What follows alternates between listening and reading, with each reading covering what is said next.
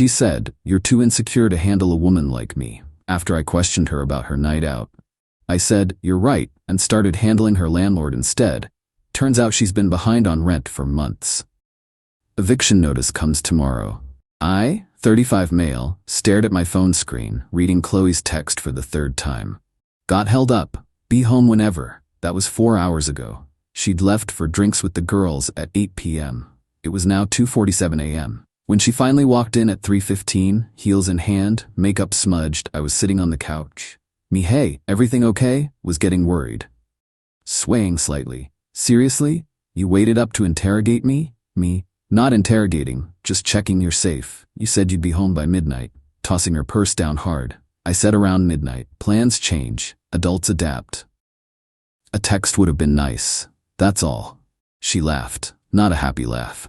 That mean, condescending laugh she'd perfected lately. "Qley, you know what your problem is, Nate? You're too insecure to handle a woman like me. I'm young, hot, successful, I have a life, friends, options, and you sit here like a sad little boy waiting for mommy to come home." Me, "I'm not insecure. I just expect basic communication from my girlfriend of 2 years.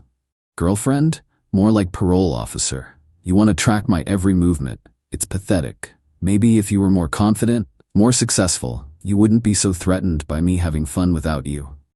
Me, "Qley, you smell like cologne. Men's cologne." Her face shifted. Anger to defiance. "So?" I hugged people goodbye. "Crime of the century. You're proving my point. Insecure little man who can't handle that other men exist near his girlfriend." I never said, "I make 6 figures. I model on the side. I could have anyone, and I chose you. But maybe that was a mistake if you're going to act like this every time I have a night out." She wobbled to the bedroom, still ranting about my insecurity, my pathetic need for control, how I was lucky she even looked at me twice. Slammed the door. I sat there processing. 2 years together. Moved in together 8 months ago. Well, technically, I moved into her apartment. Her name on the lease. I paid half the rent directly to her each month. Helped with utilities, groceries. She handled the actual payments to the landlord. That cologne smell. The dismissive cruelty. The way she'd been lately. Secretive, condescending, always putting me down. My gut was screaming. Me, quietly, to myself. "You're right. I am too insecure to handle a woman like you." Next morning, Saturday, Qley slept till noon. I was already up, researching. Amazing what you can find with public records and a little patience. The building's management company was listed online. Meridian Property Group.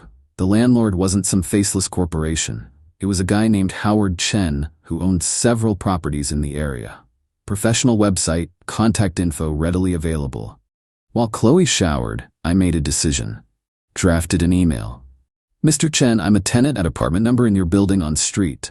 I've been residing here for 8 months, paying rent to the leaseholder, Qley Martinez. I recently discovered there might be some issues with the rent payments. As I pay her directly and she handles the landlord payment, I wanted to verify everything is current. Could we discuss this? I want to ensure my housing situation is secure. Best, Nathan Walker." Sent it. Felt like crossing a line, but something was off. Qley emerged, acted like nothing happened, made brunch plans with friends, didn't invite me. "You'd be bored. It's a fashion thing. Not really your scene." Another dig at my job in IT support.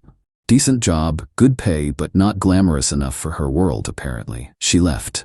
I deep cleaned the apartment, thinking. Found receipts in her desk, designer bags, shoes, expensive dinners. Also found past due notices, credit cards, folded up, hidden under other papers. Interesting. Monday morning, got a response from Howard Chen. "Nathan, thank you for reaching out. I'm glad you did.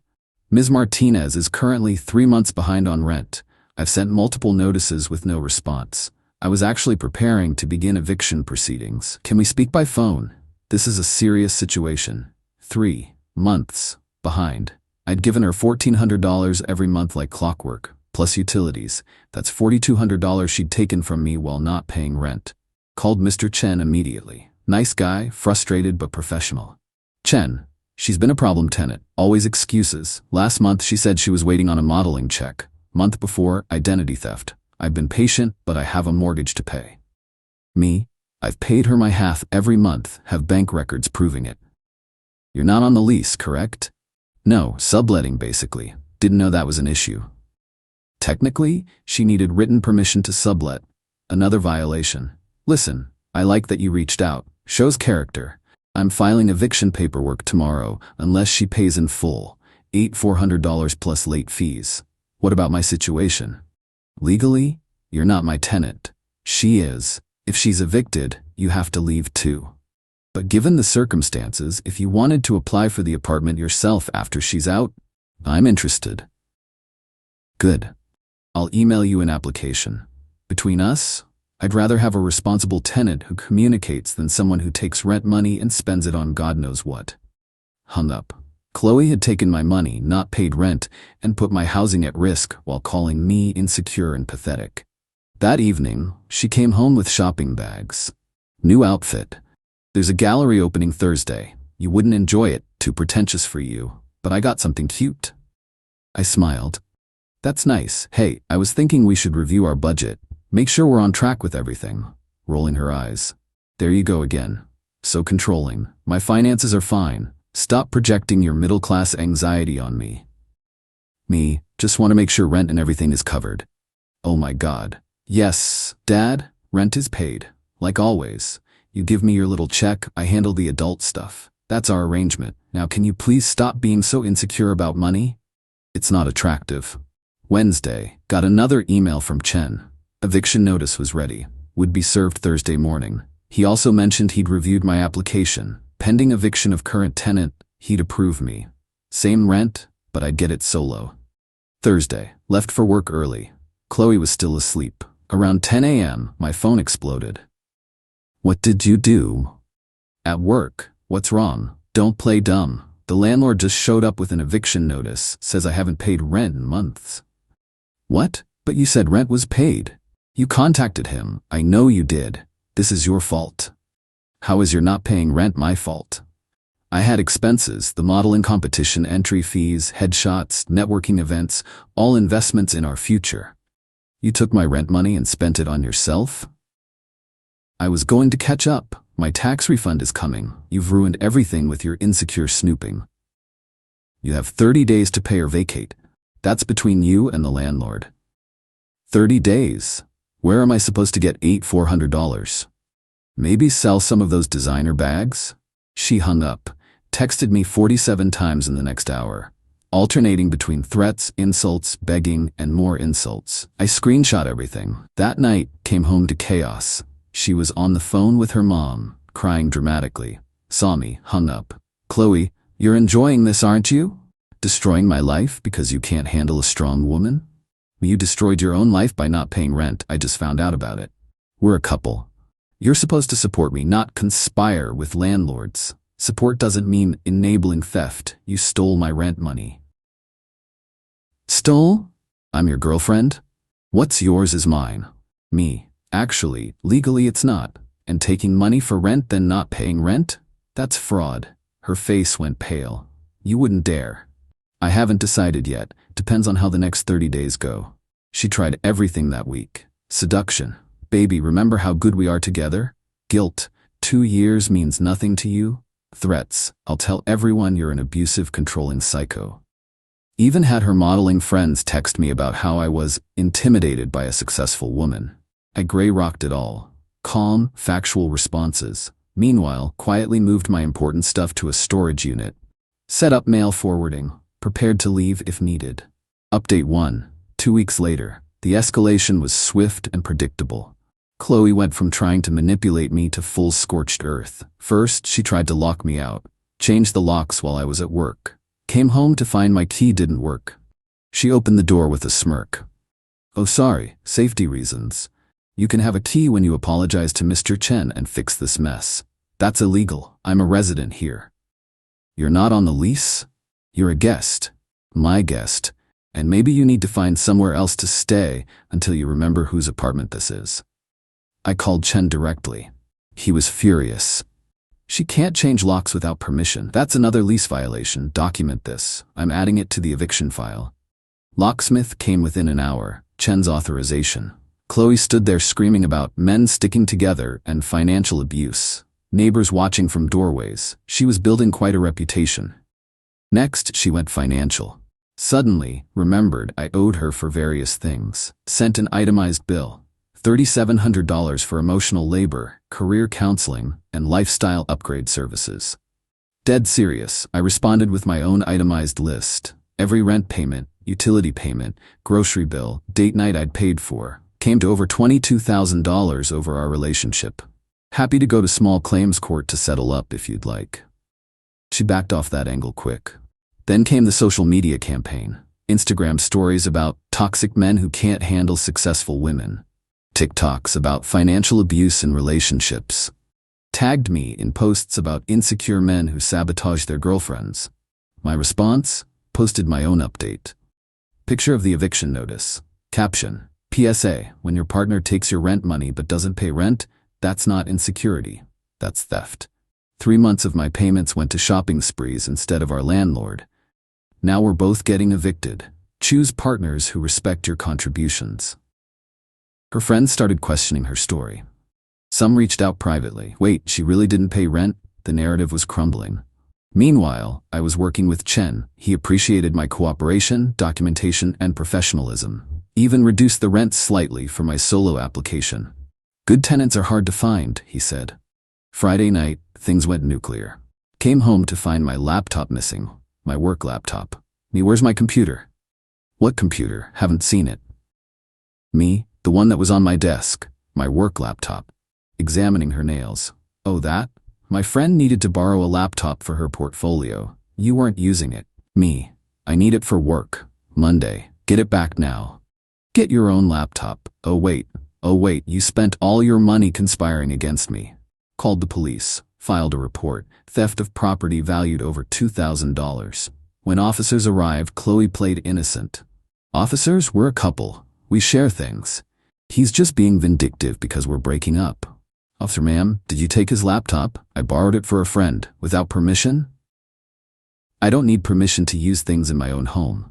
Officer, it's his property. You need to return it immediately, or we'll arrest you for theft. She made a call. Friend brought the laptop back within an hour, but the damage was done. Police report filed. Another document for my growing folder. Update 2, final week. 7 days left on the eviction notice. Qley had pivoted to desperation mode. Monday, she brought home a guy, introduced him as her new boyfriend, Trevor, made out with him loudly in the living room while I was trying to work from home. Trevor, awkward. So, you're the ex? Me, current roommate. For another week. She said you were stalking her. Check the kitchen counter. Eviction notice. She hasn't paid rent in 3 months. I'm moving out when she does. Trevor left pretty quickly after that. Qley screamed that I ruined her rebound. Added it to her list of my crimes. Tuesday, her mom showed up. Helen, dressed like money, acted like entitlement incarnate. Helen, you must be the problem. My daughter says you've manipulated her landlord. Your daughter took $4,200 of my rent money and spent it on herself. Qley is a free spirit. She shouldn't be confined by your petty bourgeois expectations. Paying rent is bourgeois? I'll write a check right now if you admit this is all your fault. Tell the landlord you lied. Even if I wanted to lie, which I don't, there's a paper trail, receipts, bank records, the 3 months of non-payment. Helen, to Qley, you said he was lying about the money. He is. I was going to pay it. Helen left without writing any check. Apparently free spirits still need to face consequences. Wednesday, woke up to find my tires slashed, all 4. Security footage showed a figure in a hoodie, but couldn't prove it was Qley. Cost me $600 to replace. Added the invoice to my folder. Insurance claim filed. Thursday, the nuclear option. Qley filed a restraining order request. Claimed I was harassing her, stalking her, making her feel unsafe in her own home. Court date set for Monday. After the eviction deadline. Convenient, but she messed up. In her filing, she admitted to taking my rent money. Wrote that I was harassing her about money she was going to repay when her modeling career took off. Beautiful written confession. Friday, D-Day, March 30th. Eviction deadline. Qley hadn't packed a thing. Still in denial. My lawyer says you have to leave. This is my apartment. Sheriff arrived at noon with Chen. I was ready. Boxes packed, movers scheduled for 2 p.m. Sheriff, Ms. Martinez, you failed to pay or vacate. We're here to enforce the eviction. This is illegal. I have a restraining order. No, you have a hearing scheduled. Not the same thing. You need to leave. The meltdown was epic, screaming about discrimination, sexism, abuse, neighbors filming from doorways. She'd tormented them with late-night parties and hallway arguments for months. They were enjoying the show. When she refused to pack, the sheriff called a moving company. They'd bag her stuff, put it in storage, she'd get a bill. Qley, to me, crying now. How can you do this? I loved you.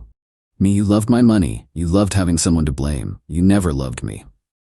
Where am I supposed to go? Me. Maybe ask Trevor, or your mom, or any of those friends who think I'm so controlling. My movers arrived, efficient, professional. My stuff was out in an hour. As I did a final walkthrough, Chen pulled me aside. Application approved. You can move back in tomorrow if you want. Fresh lease, your name only. Me, actually, I found another place, closer to work, but thank you.